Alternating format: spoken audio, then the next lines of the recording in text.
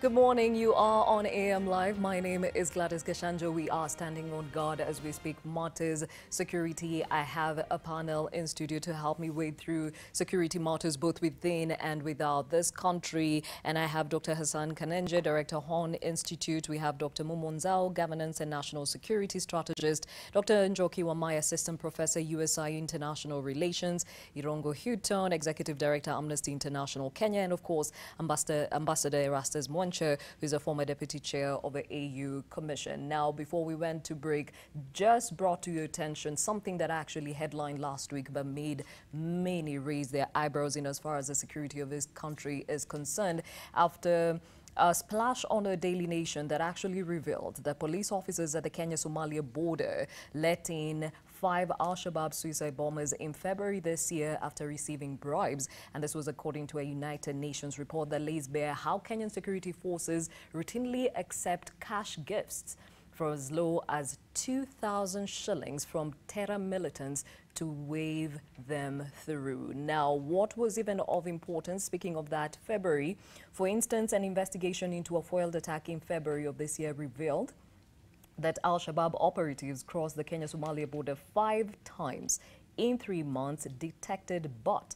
unobstructed by giving 2,000 shillings bribes to security forces. Are our borders up for grabs? Well, let's start with you, Dr. Nzao. Is this something, it is not new because we had an expose done by our very own Dennis Okari saying the same thing happens not only at the border points but also at the police stops across the country. Are you surprised that this is still ongoing?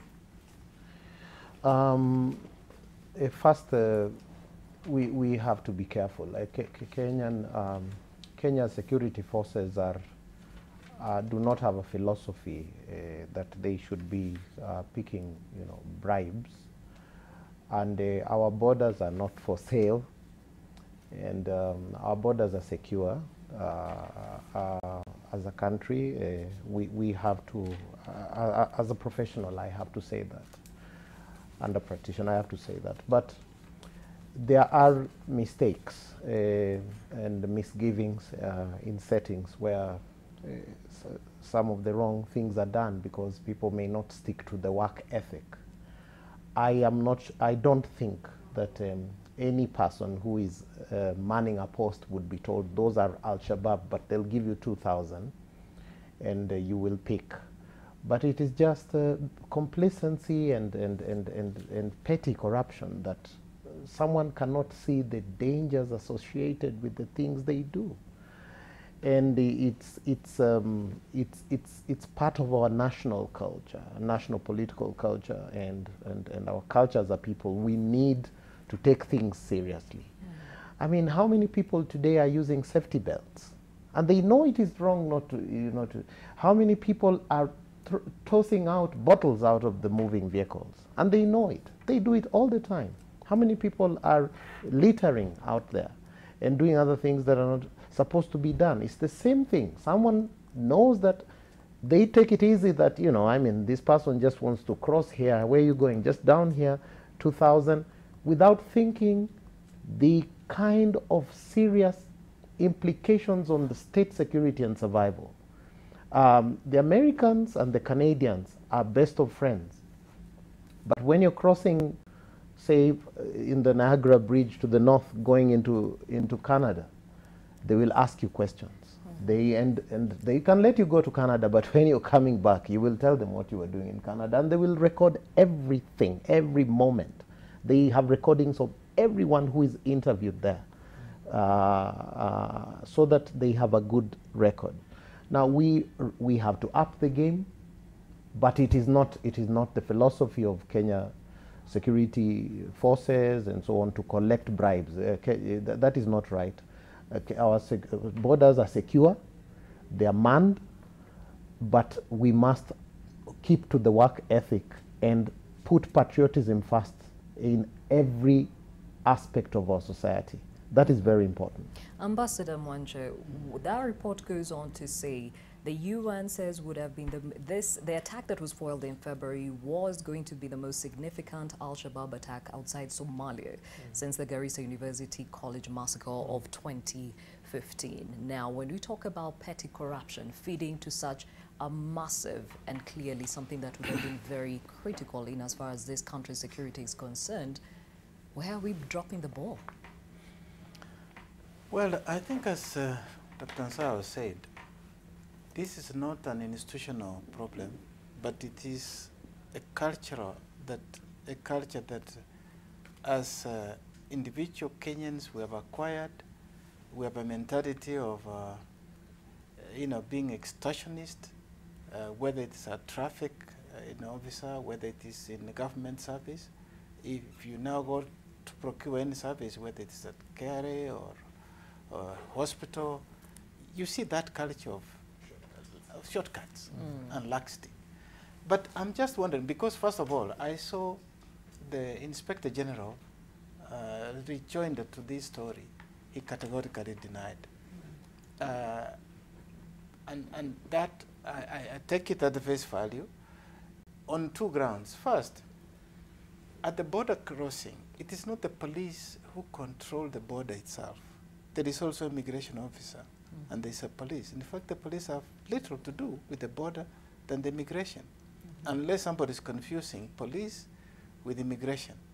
If the two are colluding, then that is, of course, a very serious situation. And so one would have expected that the two departments would be working hand in hand to secure our borders. And if it's there for the checkpoint, somebody will have stamped the passport and somebody will have facilitated that. Now, there is no question about the fact that Al-Shabaab threat is real, and any time it could occur if we are not vigilant. And we must commend our forces. So far, I mean, the last few months, we've been on guard, and we managed to really live under relative peace. But that doesn't mean we become lax in any way. So it only behoves us to ask the Inspector General to look inside these forces, to ask immigration to look inside his own culture, to make sure that especially our borders are secure. Otherwise, this is a threat that is all over the world now, and you see it particularly in the Sahel, in this region where we have Al-Shabaab, fed by Al-Qaeda and the rest. It is going to continue, and therefore we must remain on guard. Dr. Wamai, when you think about how porous this has become, and as much as we're saying this, the ideal is that our borders are actually secure. With a report like this, you cannot turn the other way and say there's no problem.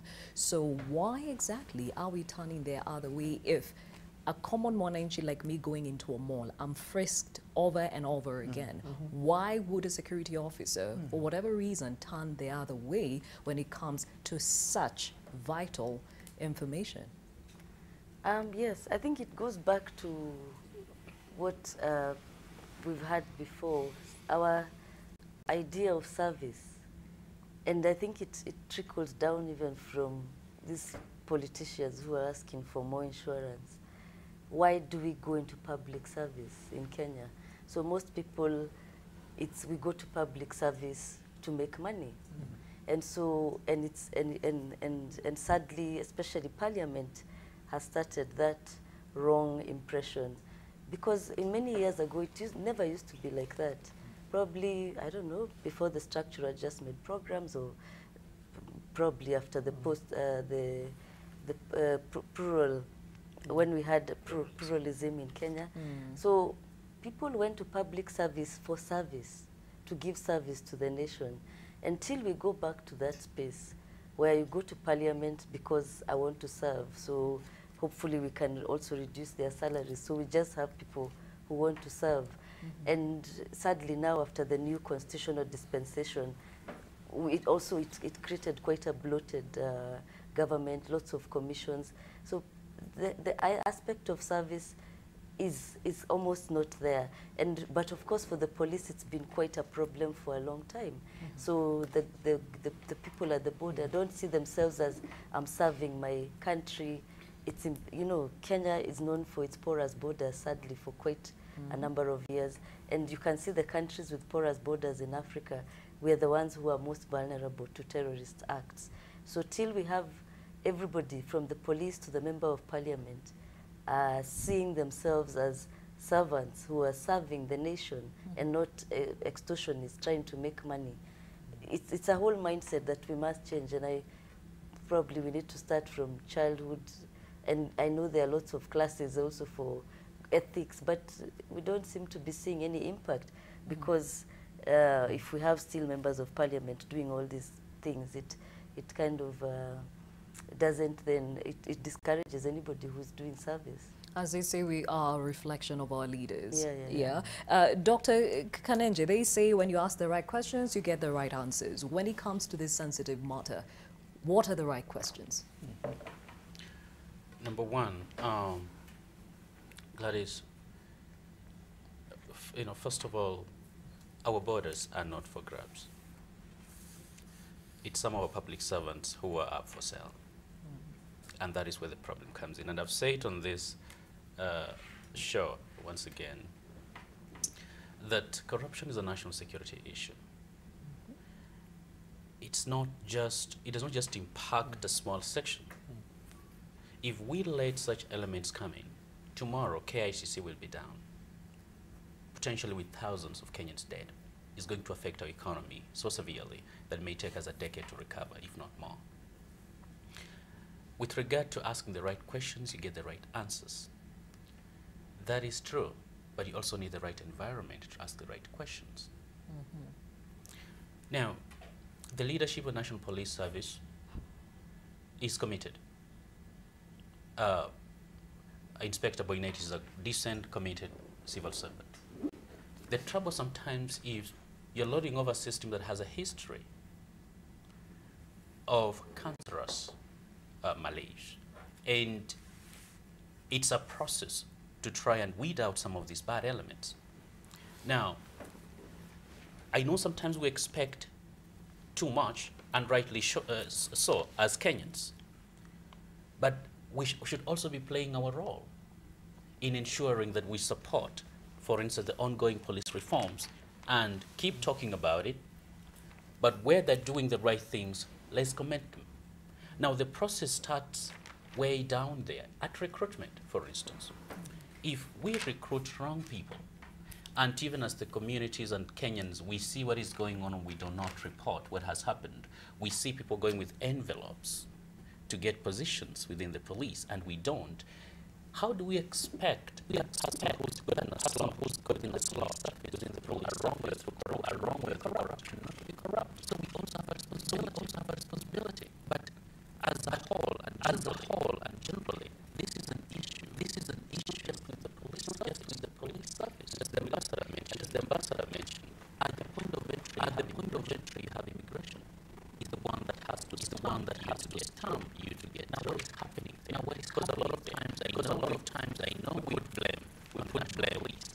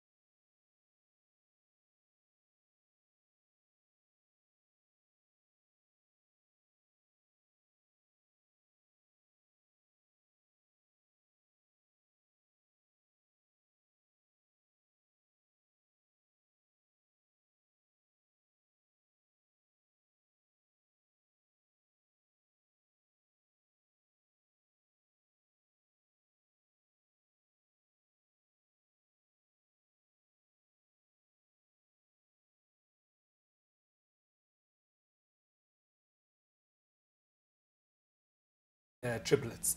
right? That they are interrelated and that they are singly the most dangerous thing that faces this nation. And I think we need to look at it from that perspective. This is also a corruption issue. I think the third issue is really about, so if we start by saying, okay, are our agencies compromised? At the very low levels, these officers who are manning the posts and so on.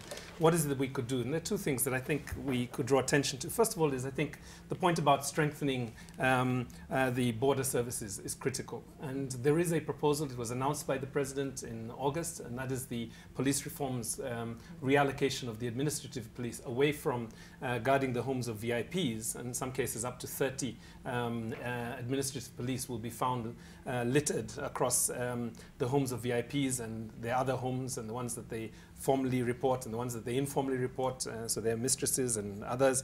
It's a matter of public record that we're using too many of these officers for essentially guarding very few people. These need to be moved to border control and border services. And I think the second thing that we really need to focus a little bit on is thinking about the economics of terrorism and where does this money come from? Because I think we found that when you follow the money, you are able to get to the source of the power that exists in order to be able to do these bribes. So I think these two strategies will probably be the ones that I think, if our security officers and the Immigration Director General is watching, I think that those are the places that I would look for this. And of course, zero tolerance, that if people are found to have passed through a particular post, there's immediately an investigation, people step aside, there's interdictions, and they replace those officers with officers who are not for hire.